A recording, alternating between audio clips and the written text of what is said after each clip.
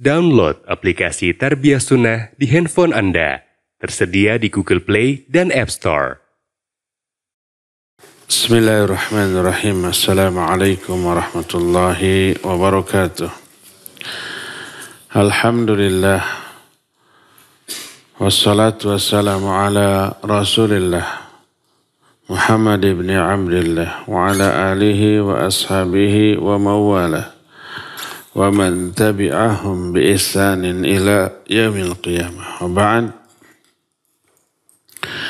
Anak-anakku sekalian, para santri di Ma'had Tarbiyatus Sunnah, alhamdulillah kembali kita ketemu di hari Jumat pagi membahas tentang tata cara sholat dan beberapa kesalahan di dalamnya. Kita sudah membahas tentang duduk di antara dua sujud dan juga tentang tata cara sujud. Sekarang kita masuk kepada pembahasan tahiyat atau at-tasyahud. Tasyahud ada dua. Pertama, tasyahud awal. Kedua, tasyahud akhir. Ketika tasyahud awal, cara duduknya sama dengan tata cara duduk antara dua sujud, yaitu duduk di antara menghamparkan kakinya yang kiri, telapak kaki kiri dihamparkan, lalu telapak kaki kanan ditegakkan, lalu duduk di atas dua kaki tersebut. Terus berisyarat dengan telunjuk. Dan diterangkan dalam beberapa hadis, wa kana sallallahu alaihi wasallam yabsutu kaffahul yusra ala rukbatihil yusra wa yaqbidu asabi'a kaffihil yumna kulliha wa yushiru bi usbu'ihi alladhi talil ibham ilal qiblah wa yurmi bi basarihi ilaiha. Nabi SAW membentangkan telapak tangannya yang kiri dan meletakkan di atas lututnya yang kiri. Lalu menggenggamkan seluruh jari-jari tangan kanan dan berisyarat dengan telunjuk yang dekat jempol. Kemudian beliau menunjukkan pandangannya ke isyarat telunjuk tersebut. Hadis ini sudah kita terangkan, sahih riwayat Imam Muslim dan Imam Abu Awanah. Dalam hadis riwayat Muslim yang lain, wa kana idza asyara bi usbuhi wada'a ibhamahu ala isba'ihil wusta wa taratan kana yuhalliqu bihima halaqah. Dan Nabi SAW apabila berisyarat dengan telunjuknya, beliau meletakkan atau menyatukan antara jempol dengan jari tengahnya. Ini jempol, ini jari tengah disatukan. Kemudian beliau membentuk lingkaran dengan kedua jari itu. Jadi begini. Dalam hadis yang diriwayatkan oleh Imam Abu Daud dan An-Nasai, wa kana yarfa'u isba'ahu yuharrikuha yad'u biha. Beliau mengangkat telunjuknya ketika isyarat dan menggerak-gerakannya dan berdoa dengannya. Nah, ketika menjelaskan tentang menggerak-gerakannya ini, berkata Nabi SAW, lahiya asyaddu ala syaitan minal hadid. Isyarat dengan telunjuk yang digerak-gerakan, ini lebih dahsyat efeknya terhadap setan dibandingkan pukulan besi. Dan itulah yang sesuai dengan sunnah. Kemudian berkata para ulama di antara Syekh Al-Albani menyatakan fihi dalilun ala anna sunnah ay yastamira fil isyarah wa fi tahrikiha ila salam li'anna ad-du'a qablahu wa huwa madhhabu Malik wa ghairuhu. Di dalam hadis ini terkandung dalil sunnahnya berisyarat dengan telunjuknya dan terus menggerak-gerakannya sampai salam. Dan ini madhab Imam Malik dan yang lainnya. Ditanya Imam Ahmad bin Hanbal, hal yushiru rajulu bi usbuhi fi shalah? Apakah seseorang harus berisyarat dengan telunjuknya di dalam salatnya, maksudnya dalam tahiyat? Beliau berkata, na'am syadidan, ya, berisyarat dengan gerak-gerakan yang kencang. Lalu disebutkan wa minhu yatabayyanu anna tahrikal isba' fit tasyahud sunnah thabitah anin Nabi sallallahu alaihi wasallam. Amila biha Ahmad wa ghairuhu min aimatis salaf. Dari hadis-hadis tadi jelas bahwa menggerakkan jari dalam tasyahud adalah sunnah yang tetap dari Nabi SAW. Dilakukan oleh Imam Malik, Imam Ahmad, dan imam-imam ahli sunnah yang lainnya. فَلْيَتَّقِلَّهِ رِجَالٌ يَزْعُمُونَ أَنَّ ذَلِكَ عَبَثٌ لَا يَلِيقُ بِالصَّلَاةِ. Hendaklah orang-orang takut kepada Allah dengan mengatakan menggerak-gerakan itu sekedar iseng di dalam sholat. Nggak boleh. Karena itu maka banyak orang tidak menggerakkan karena menganggap ini iseng. Padahal ini sunnah yang thabitah. Sunnah yang kuat tetap dari Nabi SAW. Dan apa hikmahnya kita tidak tahu. Tapi salah satunya adalah lahiya asyaddu ala syaitan minal hadid. Ini lebih dahsyat pengaruhnya kepada setan daripada pukulan pedang. Dalam riwayat lain, asyaddu ala syaitan min alfi dharbi, lebih dahsyat bagi setan daripada 1000 kali tebasan pedang. Disebut min alfi dharbi saif, lebih dahsyat daripada 1000 kali pukulan pedang. Dan wa kana sallallahu alaihi wasallam yaf'alu dzalika fit tasyahhudi jami'an, beliau melakukan semuanya itu di dalam kedua tasyahud, baik tasyahud awal ataupun tasyahud akhir. Wa ra'a rajulan yadu bi usbu'ihi. Nabi SAW pernah melihat seseorang berisyarat dengan bi isba'aihi, dengan kedua telunjuknya, kedua jarinya, telunjuk dan tengah. Apa kata Nabi SAW? Kata beliau, ahid, asa'kan. Artinya cukup dengan satu jari, bukan dengan dua jari. Itulah yang dilakukan di dalam tahiyat baik awal ataupun akhir.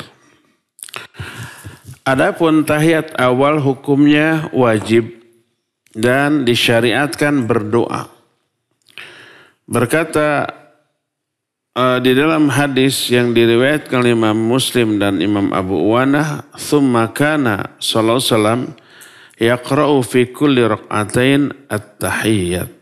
Nabi SAW di setiap 2 rakaat selalu berkata at-tahiyyat. Jadi setiap 2 rakaat tahiyat. Baik salat, ini salat fardu ya. Dan adapun bacaannya disebutkan wa kana awwalu ma yatakallamu bihi indal qadah at-tahiyyatu lillah. Dan doa yang pertama kali diucapkan ketika duduk tahiyatlah at-tahiyyatu lillah. Wa kana idza nasiyaha fi rak'atain ulayain yasjudu lis-sahwi. Dan beliau ketika lupa untuk tahiyat awal setelah 2 rakaat, beliau suka sujud sahwi. Hadisnya sahih riwayat Bukhari dan Muslim. Lalu beliau berkata, "Idza qa'antum fi kulli rak'atain faqulu at-tahiyyatu lillah. Wal yakhtar ahadukum min ad-du'a a'jabahu ilaih. Falyad'u Allah azza wa jalla." Apabila kalian duduk di setiap 2 rakaat, bacalah at-tahiyyatu lillah sampai akhir. Setelah itu hendaklah dia memilih doa yang paling dia sukai. Maka hendaklah dia berdoa kepada Allah. Dalam lafaz lain, qulu fi kulli jilsatin at-tahiyyah. Wa amara bihi al-musi'a salatahu aidan. Kata beliau, katakan di setiap duduk rakaat kedua at-tahiyyatu lillah. Beliau juga memerintahkan itu kepada para sahabat. Adapun doa yang harus dibaca di dalam tahiyat awal ataupun akhir. Ada beberapa lafaz yang berbeda tapi semuanya diajarkan oleh Nabi SAW. Kita boleh mengambil salah satu di antara doa yang diajarkan tapi nggak boleh dicampur aduk. Perhatikan lafaz-lafaznya. Pertama, tasyahud Ibnu Mas'ud. Berkata Ibnu Mas'ud, "Allamani Rasul sallallahu alaihi wasallam at-tasyahud wa kafa baina kaffaihi kama yu'allimuni as-surah minal Qur'an." Nabi SAW mengajari aku doa tahiyat sebagaimana beliau mengajarkan surat-surat di dalam Al-Quran. Adapun doanya ini perhatikan. At-tahiyyatu lillah wassalawatu wattayyibat. Assalamu alayka ayyuhan nabiyyu wa rahmatullahi wa barakatuh. Assalamu alayna wa ala ibadillahis sholihin. Ini yang pertama. At-tahiyyatu lillah wassalawatu wattayyibat. Yang pertama. Terus assalamu alayka ayyuhan nabiyyu wa rahmatullahi wa barakatuh. Assalamu alayna wa ala ibadillahi sholihin. Lalu kata Nabi, fa innahu idza qala dzalik asaba kulla 'abdin sholihin fis sama'i wal ard. Siapa orang yang berdoa demikian, maka ini akan tertuju kepada semua hamba soleh di langit ataupun di bumi. Jadi assalamu alayna wa ala ibadillahi sholihin artinya semoga keselamatan tercurah kepada kita dan kepada semua hamba-hamba Allah yang soleh. Isi doanya terkena kepada semua yang soleh.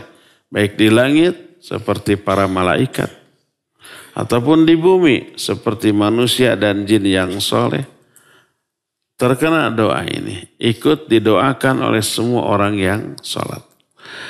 Lalu Nabi melanjutkan asyhadu an la ilaha illallah wa asyhadu anna Muhammadan abduhu wa rasuluh. Nah, sampai di sana berkata Ibnu Mas'ud wa huwa baina dhahranina falamma qubidha qulna assalamu ala nabi. Doa tadi assalamu alaika ayyuhan nabiyyu itu ketika Nabi berada di tengah-tengah kami, masih hidup.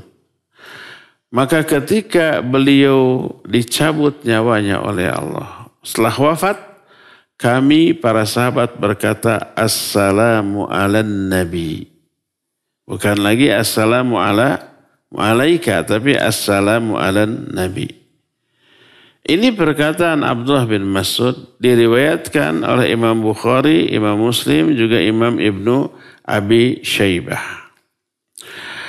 Nah, perkataan Ibnu Mas'ud ini menunjukkan annas sahabata radhiyallahu anhum kanu yaquluna assalamu alayka ayyuhan nabi fit tasyahud wan nabiyyu hayyun falamma mata adalu an dzalika wa qalu assalamu alan nabi wala budda an yakuna dzalika bi taufiqi minhu sallallahu alaihi wasallam. Perkataan Abdullah bin Mas'ud, assalamu ala nabi, maknanya para sahabat dulu mengatakan assalamu alaika ayyuhan nabi dalam tahiyat ketika Nabi masih hidup. Maka ketika Nabi SAW mati, para sahabat mengganti dengan ucapan assalamu ala nabi. Dan ini dipastikan atas petunjuk dari Nabi SAW. Seolah-olah Nabi itu berkata, kalian ucapkan assalamu alaika ayyuhan nabi ketika aku masih hidup. Ketika nanti aku mati, ubah menjadi assalamu alan nabi. Alaikanya dihilangkan. Tapi assalamu alan nabi. Dan ini diperkuat dengan hadis dari Aisyah radhiyallahu anha. Kata beliau, "Kanat tu'allimuhum at-tasyahhud fi shalah." Aisyah mengajarkan tahiyat kepada murid-muridnya. Beliau berkata, "Assalamu ala nabi." Semua keselamatan tercurah kepada Nabi SAW. Hadis Aisyah ini ada dua riwayat. Pertama diriwayatkan oleh Imam As-Siraj dalam kitab Musnadnya dan juga oleh Al-Mukhlis dalam kitab Al-Fawaid. Kedua-duanya sanadnya sahih. Berkata Imam Ibnu Hajar Al-Asqalani dalam kitab Fathul Bari Syarah Sahih Bukhari. Kata beliau, hadhihi ziyadah zahiruha annahum kanu yaqulun assalamu alayka ayyuhan nabi bikafil khitab fi hayatin nabi falamma mata an-nabiy sallallahu alaihi wasallam tarakul khitab wa dzakaruhu bilafdil ghaibah fasaru yaquluna assalamu ala nabi. Kata Imam Ibnu Hajar, tambahan ini menyatakan bahwa dulu para sahabat mengatakan assalamu alaika ayyuhan nabi dengan dhamir khitab. Dhamir khitab teh kata ganti orang kedua. Orang kedua teh siapa? Kamu. Anta, antuma, antum, anti, antuma, antunna, itu orang kedua. Pelajarkan bahasa Indonesia waktu di sekolah. Orang kehiji mah saya, kami, kita. Itu orang pertama kan?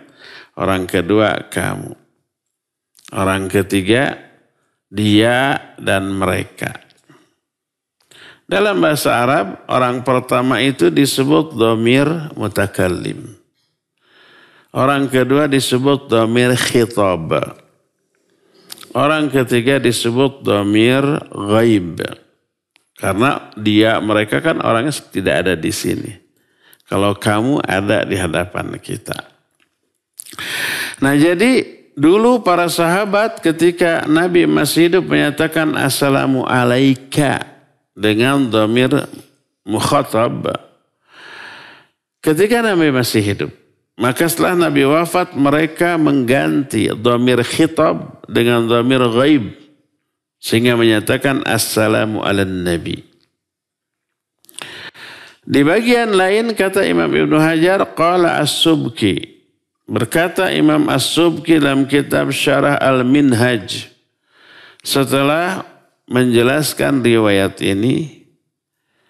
Bahwa in sahha hadha anis sahabah dalla ala anna al-khitab fis salam ba'dan nabi sallallahu alaihi wasallam ghairu wajib.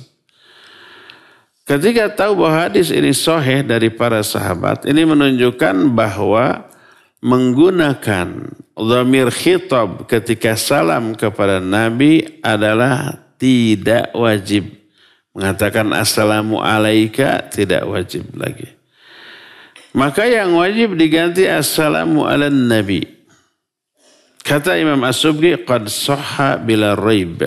Ini benar, sahih tanpa diragukan lagi, li thubuti dzalika fi sahih Bukhari. Karena tetapnya hadis ini dalam kitab Sahih Bukhari.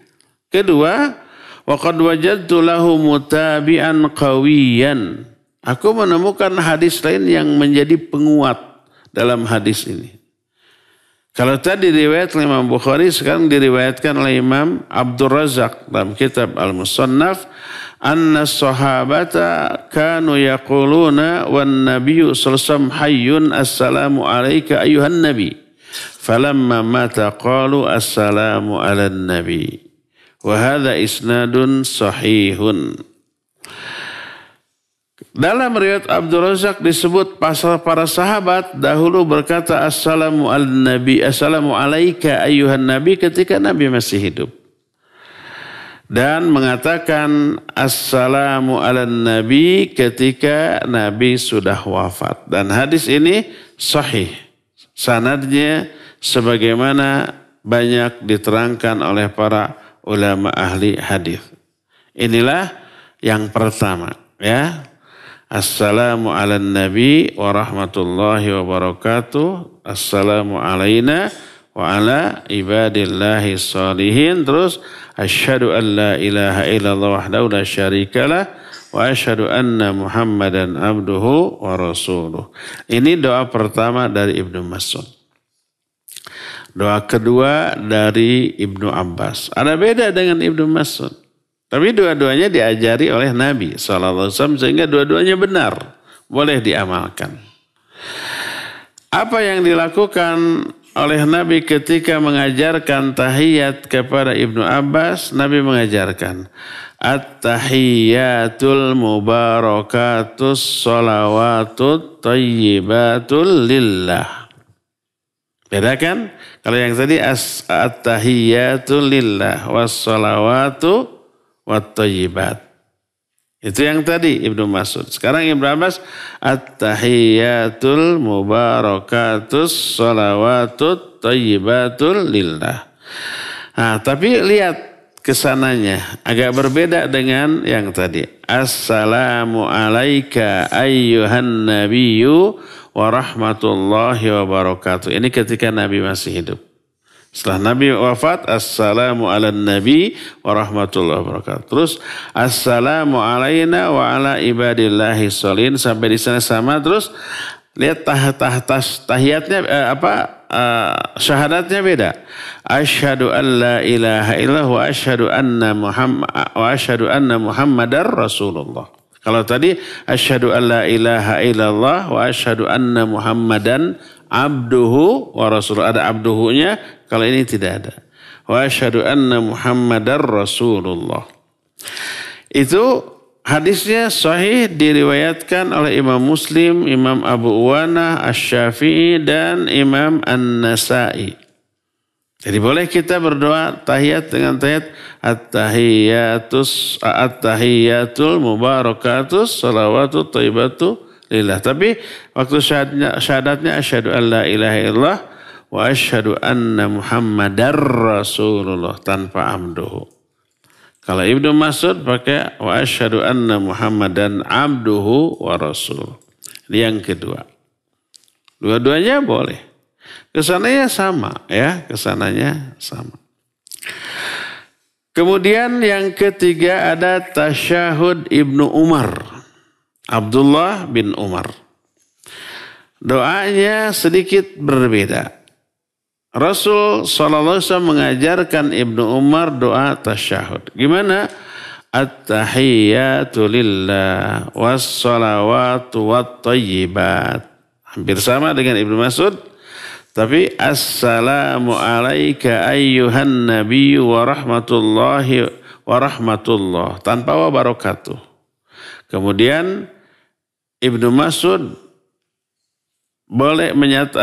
Ibnu Umar menyatakan zidtu fiha wa barakatuh. Assalamu alayna wa ala ibadillahi sholihin. Asyhadu an la ilaha illallah Lalu Ibnu Umar menyatakan zidtu fiha wahdahu la syarikalah wa asyhadu anna Muhammadan abduhu wa rasuluh. Jadi pakai la syarikalah. Boleh itu juga. Itu juga sahih. Itu yang ketiga. Keempat, beda lagi dengan dari Abu Musa al-Ash'ari radhiyallahu an. Nabi mengajarkan tahiyat kepada Abu Musa. Kata Nabi alaihi salatu wasallam, wa idza kana indal qa'dah falyakun min awali qawli ahadikum at-tahiyyatut thayyibatus salawatu lillah. Beda lagi kan? Kata Nabi, apabila kalian duduk tahiyat baik awal ataupun akhir, hendaklah kalian ucapkan at-tahiyyatut thayyibatus salawatu lillah. Ini jarang kita dengar ya. Tapi ini ada sahih dari Abu Musa al-Ash'ari. Terus kesannya sama. Assalamu alayka ayyuhan nabi wa rahmatullahi wa barakatuh. Assalamu alayna wa ala ibadillahi sholihin. Terus syahadatnya pakai wahdahu la syarikalah.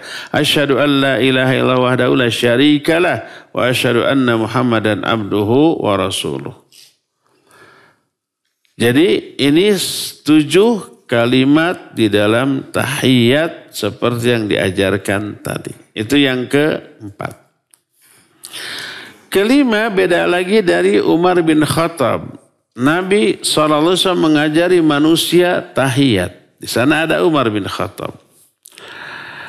Saat itu Nabi SAW berada di atas mimbar. Kata Nabi SAW, qulu at-tahiyyatu lillah, az-zakiyatu lillah, at-tayyibatu lillah, assalamu alaika. Beda lagi, ini jarang sekali kita lihat. Nyaris kita tak pernah mendengar ada orang baca tahiyat ini. Tapi ini sahih. Kalau ada orang yang tahiyatnya begini, nggak apa-apa, biarkan. Karena ini juga diajarkan oleh Nabi SAW dan diberitahukan oleh Umar kepada kita. At-tahiyyatu lillah, waz-zakiyatu lillah, at-tayyibatu lillah. Ya. Aisyah beda lagi. Kata Aisyah, Nabi SAW mengajari tahiyat kepada Aisyah. Apa isi tahiyatnya? At-tahiyyatu, at-tayyibatu, as-salawatu, az-zakiyatu lillah. Ini beda lagi ya. Inilah 6 jenis tahiyat yang diajarkan oleh Nabi SAW dengan beberapa lafaz doa yang berbeda, tapi semuanya bersumber dari Nabi SAW. Boleh kita mengamalkan yang mana saja dan tidak boleh menyalahkan orang lain yang mengamalkan doa yang berbeda.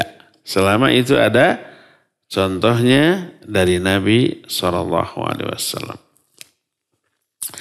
Setelah syahadat lalu bersolawatlah kepada Nabi SAW. Apakah Nabi juga bersolawat kepada dirinya? Iya. Sehingga disebutkan dalam hadis riwayat Imam Abu Uwanah dan juga Imam An-Nasai. Wa kana sallallahu alaihi wasallam yusalli ala nafsihi fi tasyahudil awal wa ghairi. Dan Nabi SAW bersolawat kepada dirinya sendiri dalam tasyahud awal dan tasyahud akhir. Wasanna dzalika li ummatihi. Dan disunnahkan hal tersebut bagi umatnya karena Allah memerintahkan kita untuk bersolawat seusai salam di dalam tahiyat. Dan ada beberapa lafaz solawat yang berbeda-beda. Semuanya dari Nabi SAW. Solawat dari Nabi aja banyak. Boleh amalkan. Jangan mengamalkan solawat yang bukan dari Nabi SAW. Solawat yang dibikin-bikin orang. Dari Nabi ditinggalkan, bikinan orang. Diamalkan ribuan kali. Itu salah. Ya kita kan diperintahkan mengikuti siapa? Nabi. Bukan mengikuti orang lain.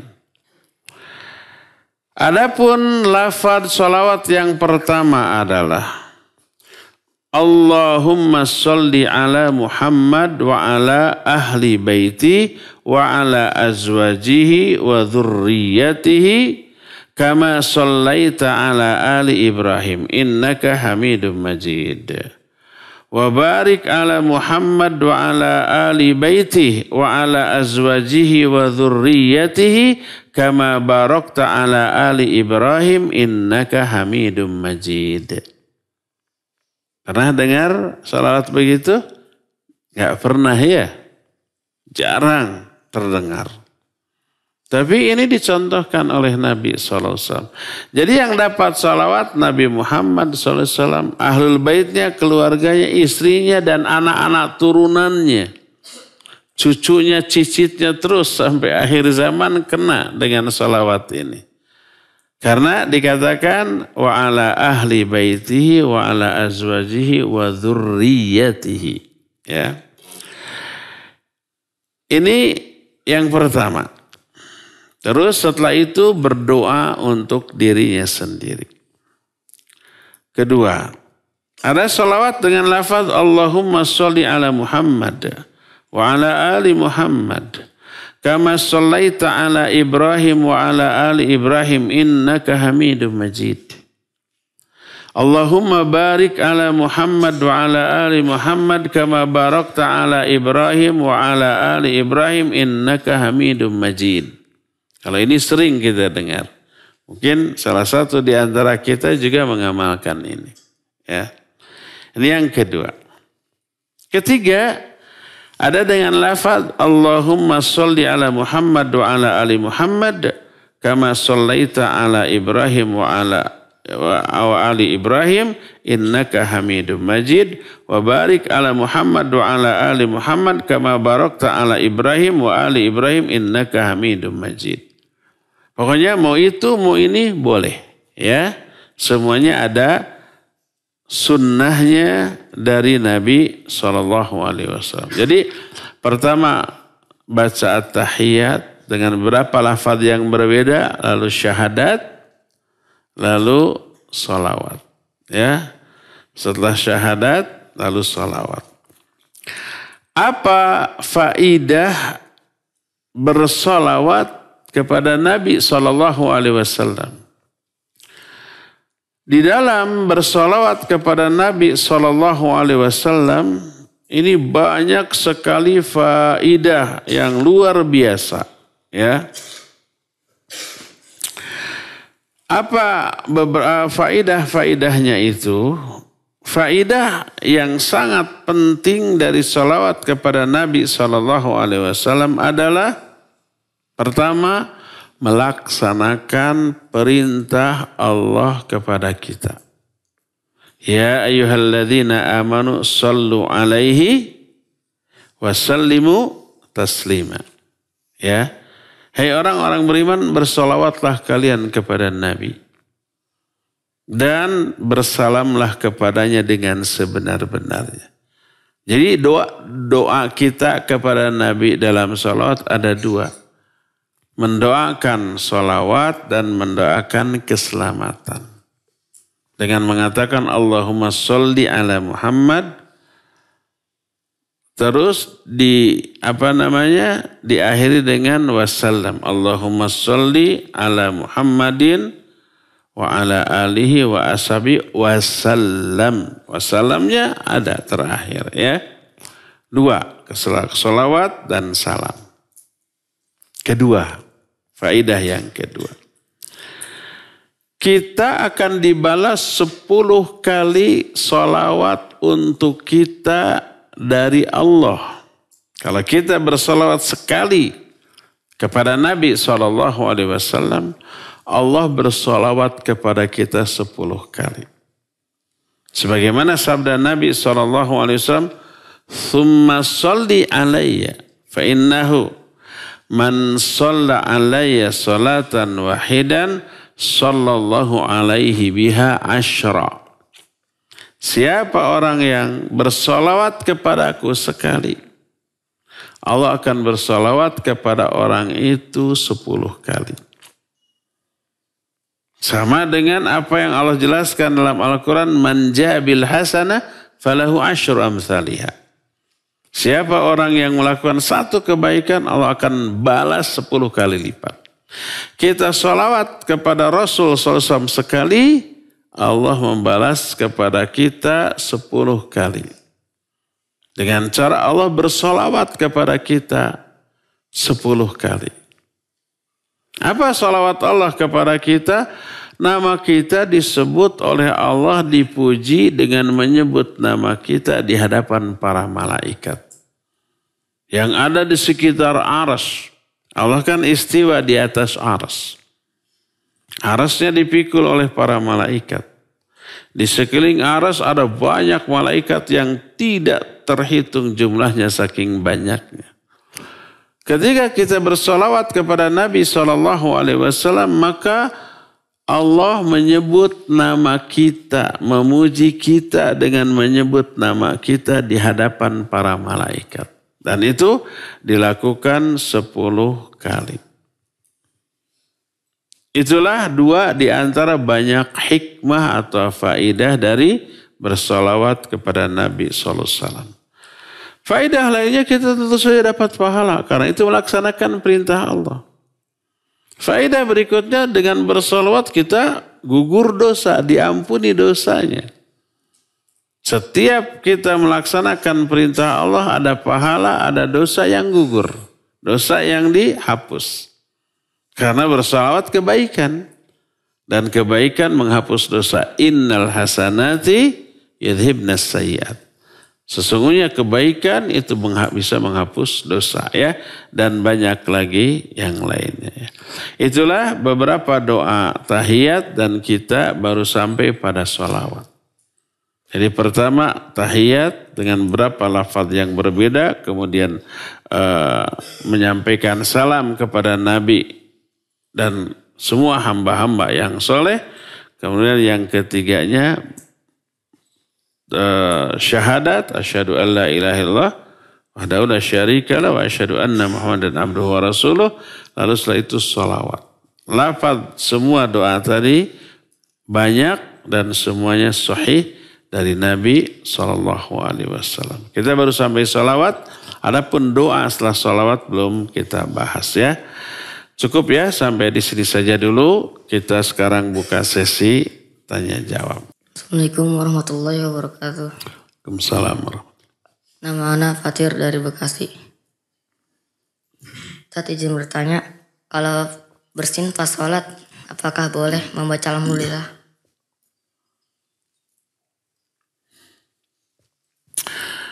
Iya, kalau bersin di dalam sholat, apakah harus membaca atau boleh membaca alhamdulillah? Pertama, hukum bersin dengan membaca alhamdulillah setelah bersin alhamdulillah itu hukumnya sunat. Kalau dilaksanakan berpahala, kalau tidak dilaksanakan nggak apa-apa, nggak dosa. Berdasarkan salah satu kasus, ada seseorang yang bersin, kemudian dia tidak hamdalah, Nabi SAW pun tidak mendoakan. Ada lagi orang yang bersin. Terus dia hamdalah. Kata Nabi, yarhamukallah. Orang yang pertama bersin itu protes. Ya Rasulullah, engkau doakan dia tapi engkau tidak mendoakan aku. Kata Nabi SAW, sebab engkau tidak hamdalah, yang tadi hamdalah. Tapi Nabi SAW kepada orang pertama yang tidak hamdalah, tidak menyuruh, mana hamdalahmu setelah bersin? Enggak, dibiarkan aja. Kenapa? Karena hukumnya sunnah. Menunjukkan itu hukumnya sunnah. Dan kita tidak boleh menyuruh, memaksa orang untuk mengamalkan sunnah. Ilzamun nawafil. Ya, ilzamun nas ala nawafil la yajuz. Memaksa orang untuk mengamalkan amalan sunnah tidak boleh. Jadi kalau ada orang bersin, hasyih tidak hamdalah. Maka sunnahnya pertama tidak didoakan yarhamukallah. Yang kedua tidak wajib diingatkan. Ayo hamdalah setelah bersin enggak. Kalau mengajarkan ya mungkin dia tidak tahu. Ajarkan hadis disunnahkan hamdalah setelah bersin. Tapi kalau dia sudah tahu bahwa hamdalah setelah bersin itu sunnah, dia sudah tahu. Kita tahu bahwa dia tahu. Maka nggak perlu untuk disuruh. Mana hamdalahmu nih? Saya sudah siap yarhamukallah. Nggak perlu.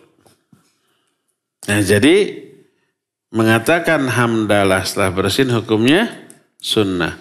Mendoakannya wajib. Yarhamukallah. Kalau dia mengatakan alhamdulillah. Wajib kita doakan yarhamukallah. Dan orang tadi mendoakan lagi dengan yahdikumullah. Jadi hukum hamdalah sunnah. Boleh nggak mengatakan perkara yang sunnah ketika sholat? Kalau sholatnya sholat fardu tidak boleh. Bahkan yang wajib sekalipun. Atau yang sunnahnya muakkadah seperti salam. Kita sedang sholat. Ada orang yang salam assalamualaikum. Apa hukum menjawab salam? Wajib. Tapi kita dalam sholat maka tidak boleh dijawab. Karena apa? Karena di dalam sholat kita ada kewajiban. Apa kewajibannya? Membaca doa di dalam sholat. Sesuai dengan posisi kita ketika sholat tersebut. Kalau sedang berdiri kita wajib baca Fatihah. Kalau sedang ruku kita subhana rabbiyal azim. Ketika sujud subhana rabbiyal a'la. Ketika duduk Arabic firli gitu. Itu wajib. Maka itu dulu. Ya, kalau kita sedang sholat wajib maka tidak disyariatkan menjawab salam. Adapun kalau toh menjawab dengan isyarat. Nabi SAW pernah sedang sholat, lalu ada orang masuk ke dalam masjid, Assalamualaikum. Dijawab oleh Nabi SAW. Tapi jawabannya dengan Waalaikumsalam, tapi beliau berisyarat dengan mengangkat tangannya ke atas dan menghadapkan punggung tangan ke langit dan telapak tangan ke bawah. Jadi ketika umpama kita sedang sholat, Assalamualaikum. Itu saja, dengan isyarat, tidak dengan lisan. Padahal menjawab salam wajib waalaikumsalam, tapi beliau tidak menjawab dengan salam. Apalagi yang sunnah tadi, seperti hamdalah ketika bersin. Adapun ketika kita sholat sunat maka boleh kita hamdalah. Haji alhamdulillah ya. Kalau kita sedang sholat sunat dan itu tidak membatalkan sholat. Sebab sholat isinya adalah takbir, zikir, dan membaca Al-Quran. Dan hamdalah termasuk zikir. Yang ada uzur diucapkan karena karena kita bersin ya. Jadi kalau sholat sunnah boleh, alhamdulillah. Kalau sholat wajib tidak. Allahu a'lam. Assalamualaikum warahmatullahi wabarakatuh. Assalamualaikum warahmatullahi wabarakatuh. Nama ana Umar dari Selacau. Ustaz, apakah boleh menelan sisa-sisa makanan di mulut ketika sholat? Menelan sisa-sisa makanan ketika sholat. Memakan sisa makanan ketika sholat. Menelan. Menelan.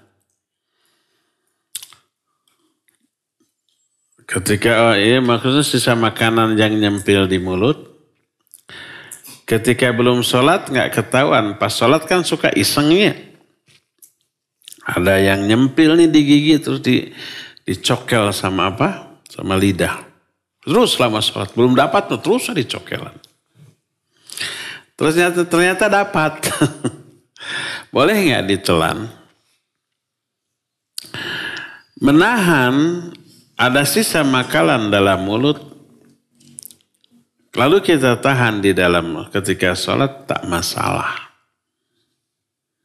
Tapi menelan makan sisa makanan itu dalam sholat itu masalah. Karena termasuk ke dalam kategori makan atau minum. Dan itu diharamkan di dalam sholat. Ya, tidak boleh. Jadi ini yang menyebabkan sebelum sholat kita dianjurkan bersih-bersih dulu mulut. Kalau bisa gosok gigi dulu, siwak dulu. Makanya Nabi SAW bersabda, laula an asyukka ala ummati la amartuhum bisiwak inda kulis sholah. Wa fi riwayatin inda kulil wudu. Seandainya aku tidak khawatir akan memberatkan umatku, aku akan perintahkan mereka untuk bersiwak, gosok gigi sebelum setiap kali mau sholat. Setiap kali mau wudhu, gosok gigi dulu agar bersih. Kenapa? Kita mau menghadap Allah.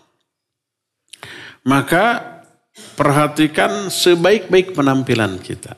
Sekarang kalau umpamanya kita mau menghadap orang yang kita hormati. Menghadap guru kalau dipanggil nanti kamu begitu kelas ya menghadap saya ya ke kantor. Kalau kita dari rumah tahu nanti mau dipanggil ke kantor oleh guru oleh kepala sekolah pasti gosok gigi dulu. Jangan sampai pas nyengir kuning. Pas nyengir ada kangkung di giginya. Pasti gosok gigi dulu. Itu ke orang. Apalagi ini kepada Allah Subhanahu wa ta'ala. Itu pertama. Keduanya, ingat di dalam sholat pernah kita jelaskan bahwa ketika kita berdoa dalam sholat, membaca Al-Quran dalam sholat, malaikat itu menghisap nafas dari mulut kita dan menelannya ke dalam perutnya. Makanya ini yang menyebabkan Nabi SAW melarang orang setelah makan bawang lalu sholat di masjid. Jadi man akalal basal wa thum fala yaqrabanna musallana. Siapa yang makan bawang putih atau bawang merah, jangan dekat-dekat tempat sholat kami. Kenapa? Li'annal malaikata tata'adza bima yata'adza bihil insan.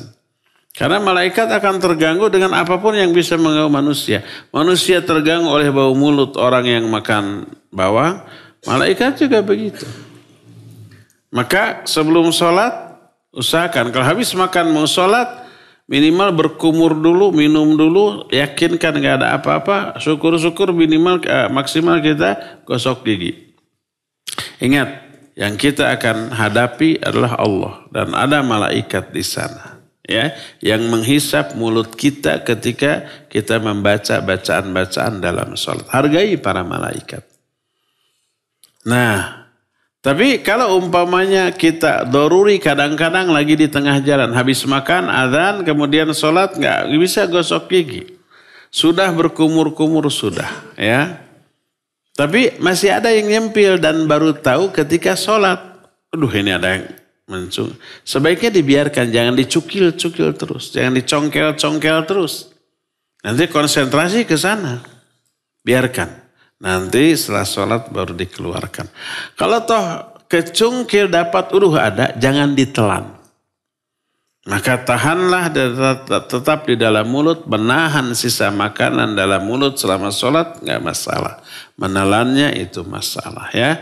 Jadi jangan ditelan. Wallahu a'lam. Assalamualaikum Tat. Pak Ujan dari Assalamualaikum warahmatullahi wabarakatuh. Ya Fauzan.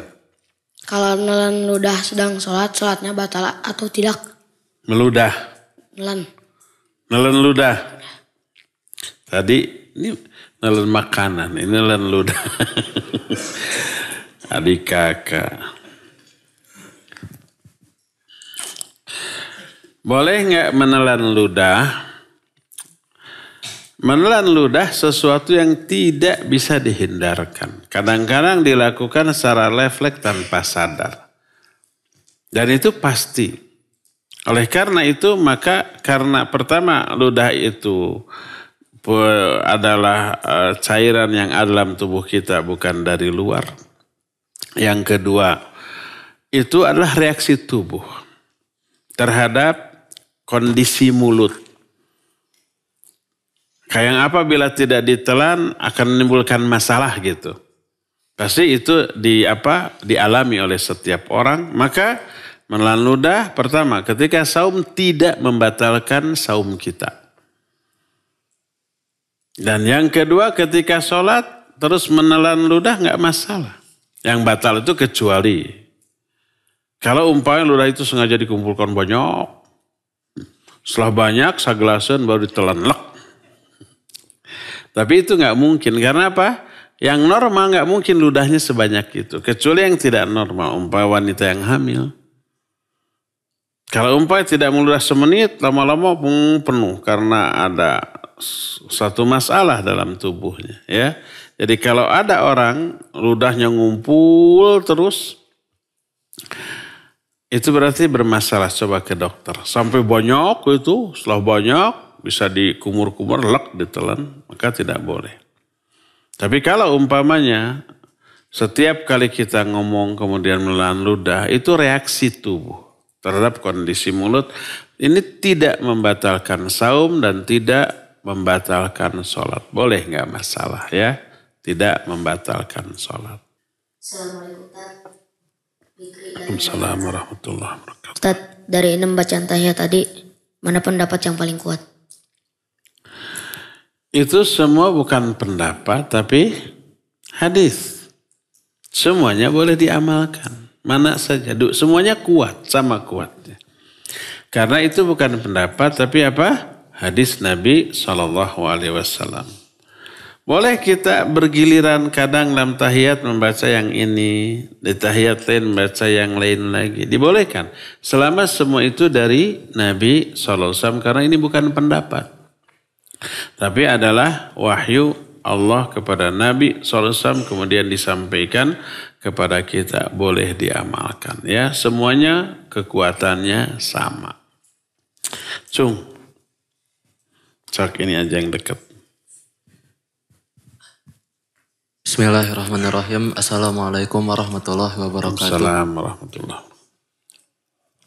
Semoga Allah senantiasa memberi kesehatan kepada Ustadz dan keluarga.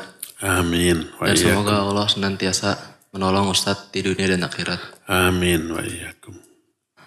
Ana Rafa dari Cibiru izin bertanya. Apa hukumnya melafalkan Sayyidina dalam sholawat? Soalnya Ana waktu SD sampai SMP diajarinnya kayak gitu. Syukron. Iya, afwan.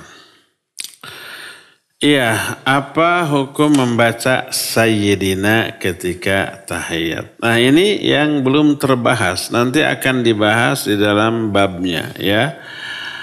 Ada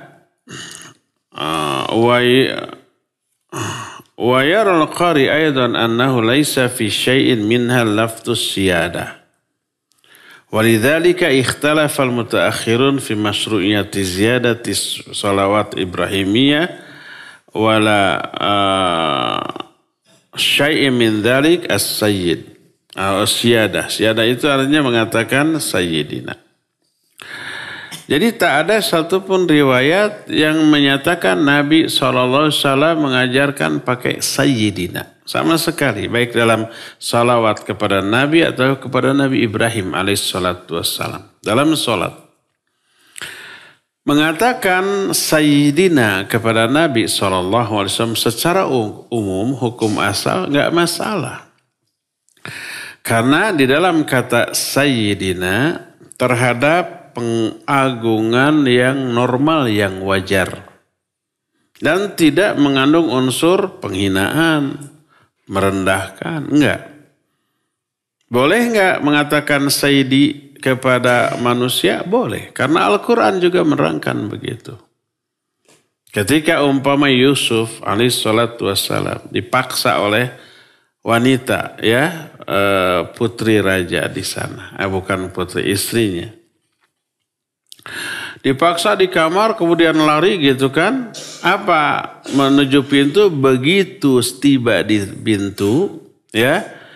Maka kedua-duanya mendapati sayyid wanita itu.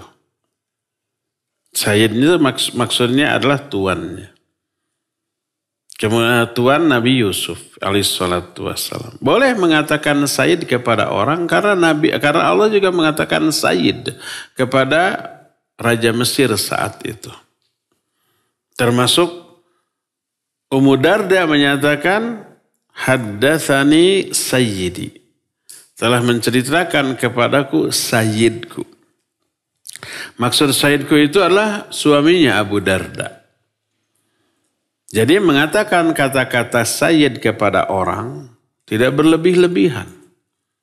Dibolehkan karena tidak mengandung pengagungan yang berlebih-lebihan dan juga tidak mengandung unsur merendahkan. Enggak. Ada pengagungan ada, tapi masih dalam batas yang wajar yang dibolehkan. Maka mengatakan Nabi SAW atau Nabi Ibrahim dengan kata sayyid secara umum enggak masalah. Dengan mengatakan kita sampaikan salawat dan salam kepada Nabi kita, kekasih kita, Tuan kita, imam kita, contoh ikutan kita, yaitu Muhammad SAW. Dalam bahasa Arab, Allahumma sholli ala wa sallim ala sayyidina wa habibina wa maulana wa imamina wa qudwatina gitu.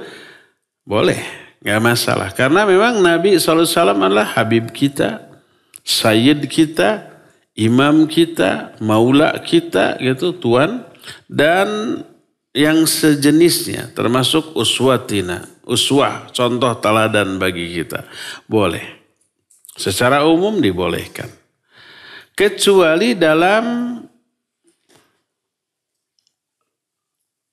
momen-momen yang mahdhah, yang tidak boleh ada tambahan di sana. Seperti membaca Al-Quran ada lafaz Muhammad atau ada lafaz Nabi.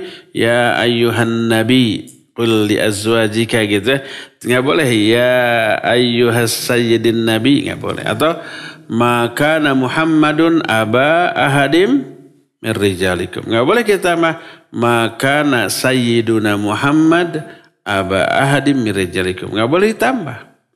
Muhammadur Rasulullah walladzina ma'ahu asyidda'u al-kufar. Lalu kita tambah sayyiduna Muhammadur Rasulullah walladzina ma'ahu asyidda'u al-kufar.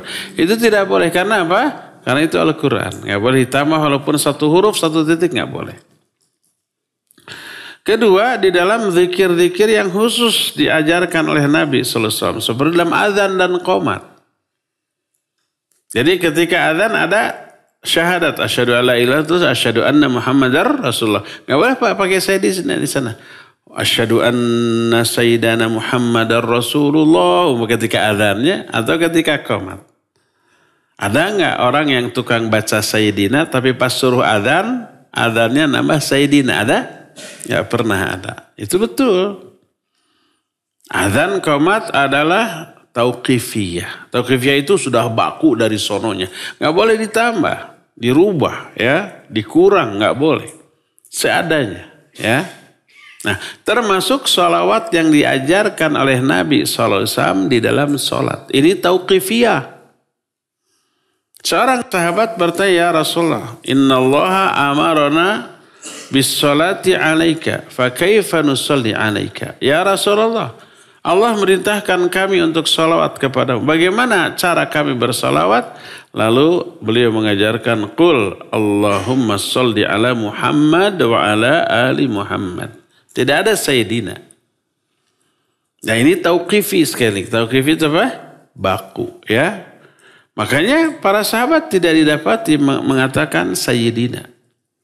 Jadi di tiga momen ini jangan mengatakan Sayyidina. Pertama membaca Al-Quran yang ada lafaz Muhammad atau Rasul atau Nabi, gitu ya. Yang kedua di dalam ibadah doa-doa yang tauqifiyah seperti di dalam azan, dalam qomat. Dan yang ketiga di dalam sholat. Itu semua tauqifiyah. Maka jangan menambah-nambah Sayyidina. Tapi kalau di luar itu kita pidato, ya, baik dengan bahasa Arab, dengan bahasa Sunda, ya, dengan bahasa Indonesia, dengan mengatakan setelah syahadat, asyhadu an la ilaha illallah syarikalah, asyhadu anna dan abduhu wa rasulullah. Allahumma sholli ala sayyidina wa habibina wa maulana Muhammadin sallallahu alaihi wasallam, boleh. Atau ketika ceramah, saya ceramah di awal setelah syahadat asyhadu alla ilaha terus Allahumma sholli ala sayyidina wa habibina wa maulana Muhammad, boleh. Karena itu adalah omongan kita, bukan di dalam momen yang sifatnya tauqifiyah. Ya. Demikian wallahu a'lam bissawab. Ya, sudah dulu sampai di sini. Nanti aja kita sambung di hari Jumat yang akan datang. Yang sudah bertanya silakan ngambil dulu. Kalau masih ada sisa yang tadi ngacung, ya. Wassallallahu ala nabiyina Muhammadin wa ala alihi wa ashabihi wasallam. Wassalamualaikum warahmatullahi wabarakatuh.